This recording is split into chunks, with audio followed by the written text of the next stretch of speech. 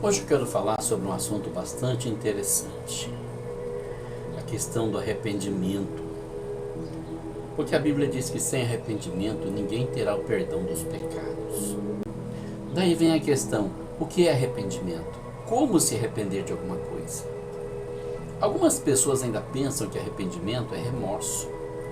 Remorso é sentimento de culpa, não tem nada a ver com arrependimento. Você pode ter sentimento de culpa por alguma coisa que você fez agora, mas daqui a pouco você pode estar fazendo de novo, porque a consciência ela vai se acomodando, ela vai se cauterizando e você vai achando normal aquilo que você fez. Então remorso nunca foi, não é e nunca será arrependimento.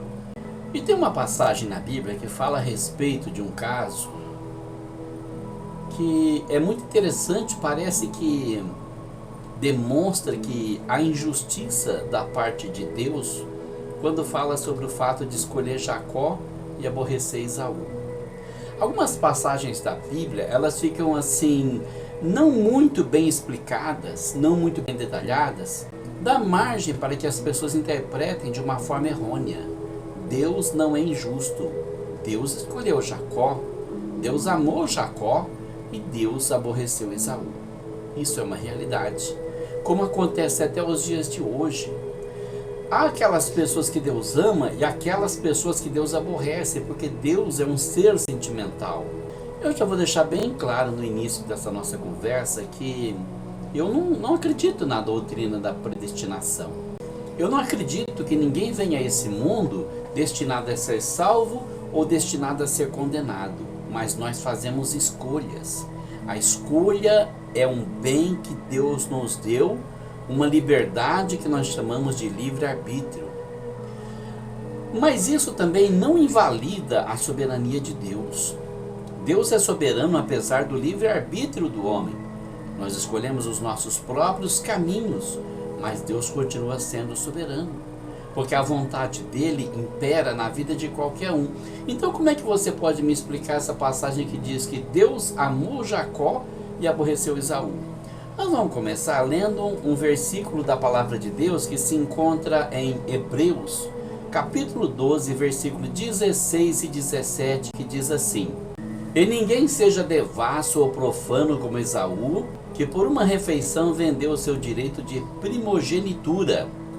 Porque bem sabeis que, querendo ele ainda depois herdar a bênção, foi rejeitado, porque não achou lugar de arrependimento, ainda que com lágrimas o buscou. Então nós vamos observar que houve a culpa da parte de Esaú na escolha de Deus. As atitudes de Esaú determinaram a escolha de Deus sobre Jacó. Daí vem a seguinte pergunta: por que Esaú não teve chance de arrependimento? Por que ele não encontrou chance de arrependimento? Nós sabemos da história, Esaú e Jacó, dois irmãos gêmeos. Esaú, poucos segundos mais velho do que Jacó. E Esaú era muito parecido com o pai, Jacó era muito parecido com a mãe. Esaú gostava do campo, da caça, da vida de homem aventureiro, e Jacó era um homem caseiro. Jacó vivia ao pé da mãe, gostava de cozinhar, gostava de ajudar na casa, era doméstico. Era um homem manso, tranquilo como muitos, que não são reconhecidos hoje em dia também. Porque bom muitas vezes é aquele que está no bar, bom é aquele que está na rua, bom é aquele que está nas aventuras, aquele que é caseiro geralmente não é reconhecido. Essa é uma grande realidade. Mas a mãe de Jacó reconhecia o valor dele, de estar sempre ao lado dela, sempre auxiliando, sempre ajudando, sendo companheiro. Por outro lado, Isaac sentia essa falta, por isso ele amava mais Esaú, que era seu companheiro, que seguia as suas pisadas. E esse é um orgulho de pai. Todo pai espera que os filhos sigam os seus passos, sigam o seu exemplo e seja como ele.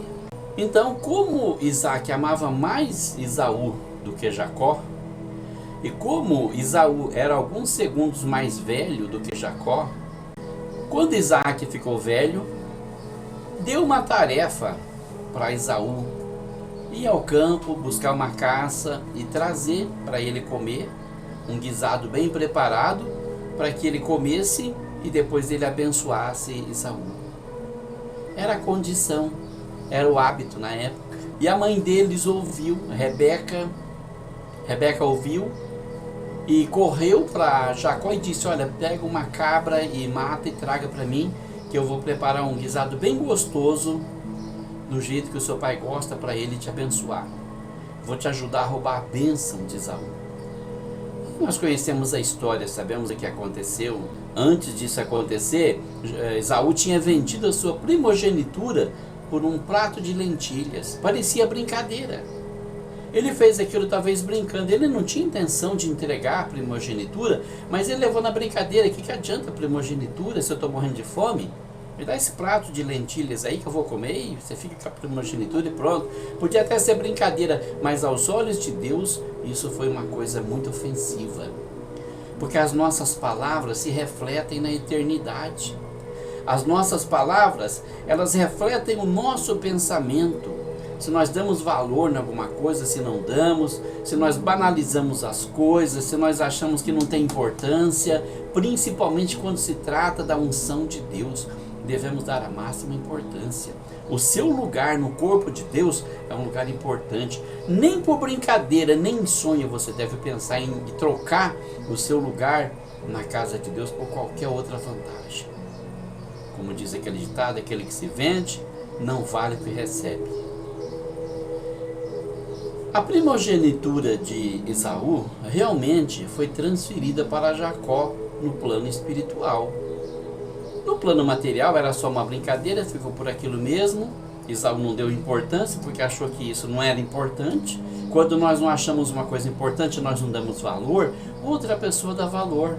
Tem muita gente ansiosa para tomar o seu lugar. Tem muitas pessoas que fariam qualquer coisa para estar no seu lugar, e você reclamando, e você murmurando e reclamando, e só vendo as coisas negativas, e nunca agradece, e nunca adora a Deus, e nunca louva a Deus, e nunca fala das grandezas de Deus, só sabe olhar para as coisas negativas e reclamar. A sua primogenitura vai passar para aquele que está esperando uma chance de ser abençoado por Deus. Então, aconteceu aquilo. E agora, Jacó e Rebeca se uniram para enganar Esaú, para enganar Isaac, que estava velho, cego, não podia enxergar, mas também não era bobo. Ele foi apalpar Jacó. E a mãe de Jacó colocou as peles de cabra no braço liso de Jacó para parecer que era o braço peludo de Esaú. Pegou as roupas suadas de Esaú e pôs em Jacó. E quando Isaac cheirou e sentiu que era o cheiro de suor de Esaú, ele disse: bom, deve ser Esaú mesmo, né? E ele sentou e comeu aquele guisado e ele abençoou Jacó. A bênção que era para Esaú foi transferida para Jacó. Mas já estava nos planos de Deus. Como assim? Mas não tem livre-arbítrio? Tem. Mas Deus, na sua presciência, sabia que Esaú desvalorizaria, ridicularizaria a bênção de Deus, a primogenitura. Então, lá no plano espiritual, só faltava a situação ser efetivada para que fosse transferida. Quando ele vendeu a primogenitura, a bênção de Esaú foi transferida para Jacó. E Esaú chorou amargamente diante do pai dele. Pai, me dá uma bênção também. O pai disse: olha, só tem uma bênção e você perdeu a bênção. Você deixou de receber a sua bênção. Então toma cuidado, irmão, para você não perder a bênção, porque se você perder a bênção de Deus, outra pessoa que conseguir não vai abrir mão dela tão facilmente. E tem gente que brinca com Deus, né? Tem tudo na mão para ser feliz. Deveria ser mais grato, mas fica brincando, fica murmurando, fica olhando para as coisas negativas o tempo todo. Olha, se a gente for procurar coisa errada nessa vida, é o que a gente mais vai achar. Mas não fica olhando para as coisas negativas, não. Olha para as coisas positivas. Deus tem abençoado muito a sua vida. Deus tem te dado muito, tem te dado bastante, muitas vezes até coisa que você não merece e você não sabe agradecer. Só sabe reclamar, só sabe murmurar, só sabe ver o lado negativo das coisas. Cuidado que você vai perder o seu lugar. Para nos arrepender, nós precisamos da ajuda de Deus. Nós precisamos da ajuda de Deus para tudo, para respirar, para nos alimentar, para viver, para nos locomover, para nos comunicar. Nós precisamos da ajuda de Deus para tudo, irmão. Imagina para arrependimento. Se você não tiver a ajuda de Deus para arrependimento, a graça de Deus na sua vida, você nunca vai se arrepender, você nunca vai ter seu nome escrito no livro da vida, você nunca vai entrar no céu. Evangelho de João, capítulo 6, versículo 44, Jesus diz assim: ninguém pode vir a mim se o Pai que me enviou o não trouxer, e eu o ressuscitarei no último dia. Olha só, sem a ajuda de Deus você não se converte, não. Sem a ajuda de Deus você não permanece no caminho de Deus. João 6,65, e dizia: por isso eu vos disse que ninguém pode vir a mim se por meu Pai não lhe for concedido.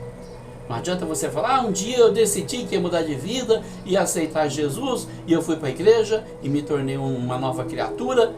Não, fecha essa boca, olha para o céu, põe a mão na sua boca, porque você só foi porque Deus permitiu, Deus lhe concedeu vocação. Senão você não estaria lá, não. Eu me lembro que no ano de 1989, um pastor disse que tinha conversado com uma mulher. Ela tinha 30 anos de idade. E ela disse: pastor, cheguei numa idade que eu preciso tomar um rumo na minha vida.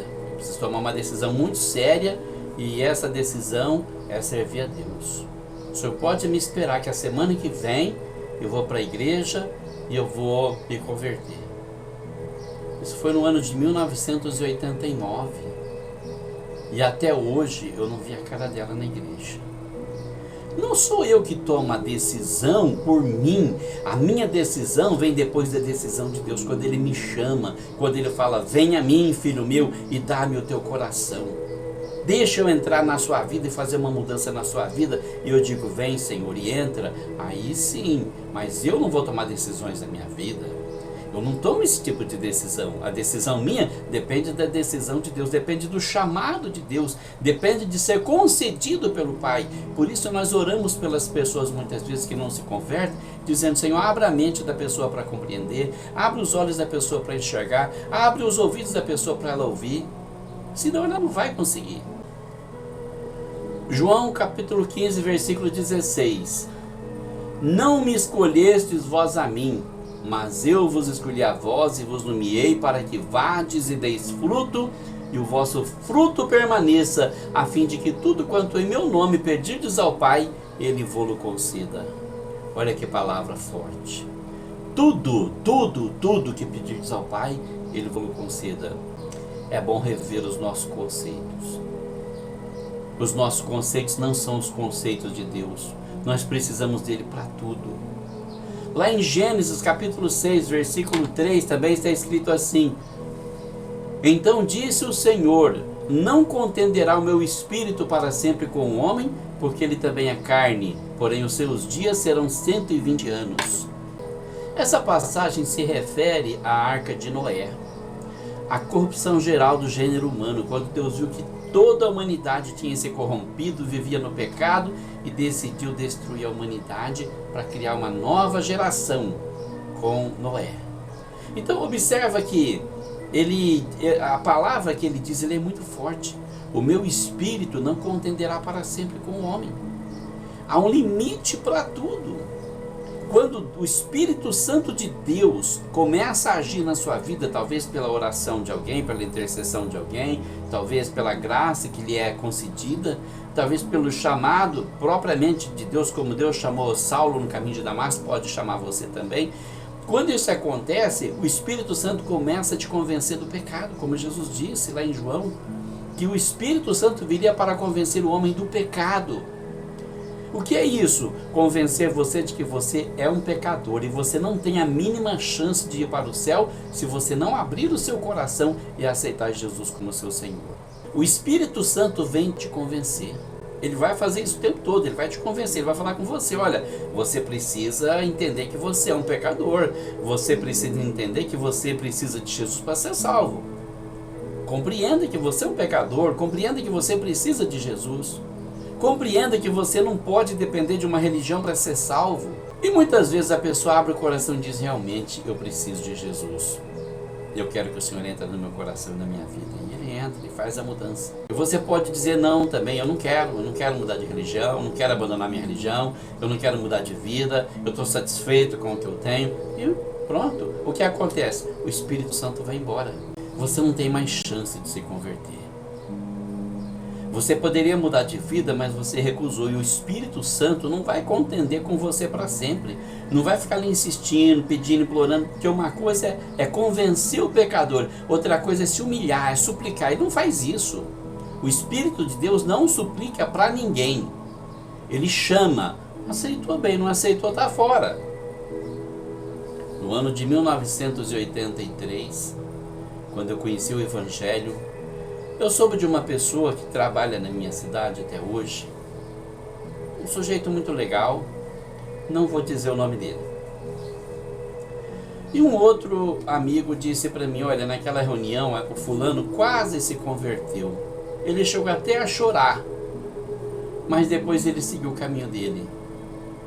Isso foi em 83, nós estamos em 2020, quanto tempo já faz? Ele nunca mais voltou a procurar uma oportunidade daquela. Não tem mais lugar de arrependimento. Você recusou, você deixou. Isso é uma espécie de ofensa contra o Espírito Santo. Jesus disse que a blasfêmia contra o Espírito Santo nunca teria perdão. A ofensa também é uma forma de você invalidar o trabalho dele, a sua vida. Ele chama, você recusa. Ele fala, você não acredita. E a Bíblia diz que quando nós negamos a verdade, consideramos Deus mentiroso. Então é um assunto muito sério, muito delicado esse aí. E é por isso que o Senhor disse a Noé: o meu espírito não contenderá para sempre com o homem. Porque ele é carne, ele é teimoso, ele é cheio de maldade. Ele prefere a maldade do que o meu chamado. E ele fica para trás. Pobres daqueles que não atendem ao chamado de Deus. Em Efésios capítulo 4, versículo 30, o apóstolo Paulo diz assim: não entristeçais o Espírito Santo de Deus, no qual estáis selados para o dia da redenção. Tenta imaginar que eu vou à sua casa te convidar para vir numa festa de aniversário. Todo feliz, todo empolgado. Chego lá, você vai na minha festa, a gente está te esperando, vamos fazer uma surpresa. Você olha para mim com aquela cara de quem não está gostando e fala: não vai dar para mim ir. Eu já tenho um compromisso. Vamos deixar para outra ocasião. Você fica sem graça, mas fala: tá bem, tudo bem, então em outra ocasião você vai. Aí quando chega uma outra ocasião, tem uma outra festa, você vai lá: olha, você vai, é um almoço, é confraternização, a gente está te esperando. E a pessoa olha para você: não dá, eu não posso ir. Inventa uma desculpa qualquer e você fica triste, mas vai embora. Talvez volte uma terceira vez e recebe a mesma resposta. Então você diz no seu coração: nunca mais eu convido essa pessoa para nada. Agora você imagina o Espírito Santo entristecido com a sua atitude, se ele vai tentar te convencer de mais alguma coisa. Ele vai simplesmente procurar quem gosta dele. É por isso que Paulo diz: não entristeçais o Espírito Santo, no qual estáis selados para o dia da redenção. Porque é um negócio muito sério isso aí. Por isso nós precisamos ter conhecimento, nós precisamos da graça e do conhecimento. É isso que Pedro diz numa de suas cartas: crescei na graça e no conhecimento de nosso Senhor e Salvador Jesus Cristo. Oséias capítulo 4, versículo 6, o profeta diz assim: o meu povo foi destruído porque lhe faltou conhecimento. Porque tu rejeitaste o conhecimento, também eu te rejeitarei, para que não sejas sacerdote diante de mim. E visto que te esqueceste da lei do teu Deus, também eu me esquecerei de teus filhos. Dá para perceber o que aqui? Uma retribuição. Ou você ama a Deus e é amado por Ele, ou você despreza o amor de Deus e recebe o desprezo dele. Por que Deus deveria ser diferente em relação aos sentimentos que nós temos? Claro que Ele é muito mais intenso em amar, em perdoar, em ser tolerante, paciente, misericordioso, compassivo, mas tudo tem limite.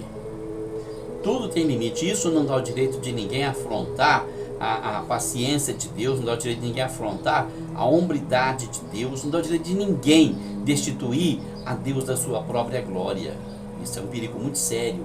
Quando nós desonramos a Deus, nos tornamos inimigos dele.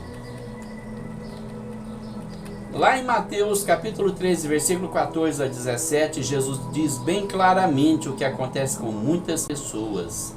Falando a respeito dos fariseus, que não queriam ouvir a palavra de Deus que ele pregava, ele diz assim: nele se cumpre a profecia de Isaías que diz: ouvindo ouvireis, mas não compreendereis, e vendo vereis, mas não percebereis. Porque o coração desse povo está endurecido, e ouviram de mau grado com seus ouvidos, e fecharam seus olhos para que não vejam com os olhos, e ouçam com os ouvidos, e compreendam com o coração, e se convertam, e eu os cure. Mas bem-aventurados os vossos olhos porque veem, e os vossos ouvidos porque ouvem, porque em verdade vos digo que muitos profetas e justos desejaram ver o que vós vedes, e não ouviram, e ouviram o que vós ouvides, e não ouviram. Pois é, o que aconteceu com eles? A tal ponto que chegaram a pedir a morte de Jesus para se livrar dele, para se livrar da sua consciência, crendo que morrendo Jesus eles estariam livres. E naquela tarde em que Pilatos trouxe Jesus e Barrabás e mandou eles escolherem, e escolheram Barrabás, e Pilatos pegou uma bacia de água, lavou as mãos diante do povo e disse: estou limpo do sangue desse inocente. Eles bradaram em altas vozes: que o seu sangue caia sobre nós e sobre os nossos filhos. E caiu. 70 anos depois, Jerusalém foi destruída, os judeus foram espalhados por todas as partes do mundo, ficaram quase 2000 anos longe da sua pátria e voltaram agora por obra e graça de Deus que os está reunindo novamente. Pagaram um preço muito caro. No Holocausto promovido por Hitler, pelo nazismo, morreram mais de 6 milhões de judeus. O sangue de Jesus caiu sobre eles. Pediu, recebeu. Paulo diz em Romanos capítulo 9, versículo 15: pois diz a Moisés: compadecer-me-ei de quem me compadecer, e terei misericórdia de quem eu tiver misericórdia. Então nós precisamos entender que a graça de Deus é um privilégio. Não que ele despreze um para acolher o outro, mas quando você recebe um chamado, olha como você recebe esse chamado. Eu vi muita gente receber o chamado de Deus e falar não, e a sua vida virou um desastre. Eu conheci um homem que perdeu a esposa, perdeu os filhos e no fim das contas morreu jovem, porque não aceitou Jesus. A vida dele podia ter sido mudada. Ele passou a viver uma vida de animal, um animal recuado, encurralado. Conheci tantos outros que não quiseram aceitar Jesus e passaram uma vida terrível, enganando e sendo enganados. Passaram uma vida de vícios, de dificuldades, morreram com grande sofrimento, sem esperança, sem paz e sem salvação. Porque quando Ele te chama, Ele só quer te abençoar. Servir a Deus não é você virar um soldadinho de chumbo que vai todo domingo para a igreja, dar sua oferta, toma comunhão e vai embora. Não, é ter um relacionamento pessoal com Ele, é ser amigo de Deus, é ser amigo do Senhor, é ter prazer no Senhor a todo momento, é compartilhar com Ele nossas alegrias, nossas tristezas, é lembrar dEle na hora da refeição, é lembrar dEle no dia a dia, é lembrar dEle na hora do sofrimento, é lembrar dEle na hora da nossa alegria. No sofrimento nós pedimos ajuda, nós pedimos consolo, conforto e forças para continuar. Na alegria, nós agradecemos pelo privilégio, pelas bênçãos recebidas, e assim estamos sempre em comunhão com o Senhor. Há pouco tempo atrás, uma pessoa disse para mim que eu era fanático, porque falava de Deus a todo momento, mas Ele está na minha vida, Ele vive em mim. Não sou eu mais que vivo, mas Cristo vive em mim. Então, a todo momento eu vou falar dele. Por quê? Porque ser cheio do Espírito Santo não é ficar falando em línguas estranhas para todo mundo e cantando em línguas estranhas. Não, ser cheio do Espírito Santo é estar transbordando, derramando. E quando seu coração está cheio, a boca só fala desse assunto. E como é maravilhoso ter essa amizade incrível, maravilhosa com o Criador. Poder falar com Ele a todo instante, até sozinho, conversando sozinho na estrada, no caminho, na rua. E alguém olha para você e fala, você é maluco? E você pensa, eu estou de bem com o meu Senhor. Estou em comunhão com o meu Senhor Jesus Cristo. Não importa o que os outros pensem. Agora você pode perguntar, mas como assim ele não dá mais chance de se arrepender? Olha, o céu é de Deus, a graça é de Deus, o perdão é de Deus, a salvação é de Deus. Nós também somos de Deus, então ele vai se compadecer de quem ele quer. Quando ele cismar que não tem que se compadecer de alguém, essa pessoa vai para o inferno e acabou. É criatura dele, faz o que quer. Ele não tem que dar explicação, não tem que dar satisfação para réis mortais como nós. E questionar Deus sobre isso já é pecado. Eu não existia, eu não era nada. Se eu vim à existência foi graças à ação de Deus que quis me criar. Então agora eu tenho que honrar Ele com a minha vida, na alegria e na dor. E é isso que diz Paulo em Romanos capítulo 9, versículo 15. Pois diz a Moisés, compadecer-me-ei de quem me compadecer, e terei misericórdia de quem eu tiver misericórdia. Lá no versículo 18 ele ainda diz assim, logo pois compadece-se de quem quer, e endurece o coração de quem ele quiser. E daí, quem é você para questionar Deus?